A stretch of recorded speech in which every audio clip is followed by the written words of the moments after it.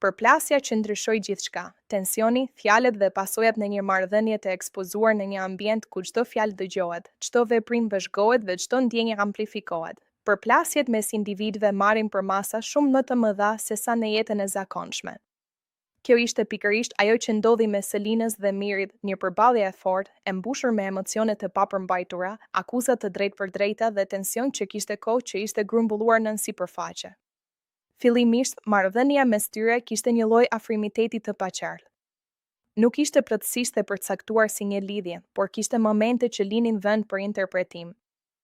Bisedat e gjata, qëndrimet pranë njëri tjetrit dhe sidomos momentet e ndara në një hapësirë kaq intime si krevati, krijuan një dinamik që për disa dukej si fillimi i diçkaje më shumë. Por, pikërisht këtu filluan edhe keqkuptimet. Në kulmin e debatit, Miri nuk u përmbajt. Fjalët e tij ishin të forta dhe të drejtpërdrejta. Ai I kujtoi Selinës se ishte ajo që kishte krijuar atë afërsi, ajo që kishte dhënë sinjale dhe kishte hapur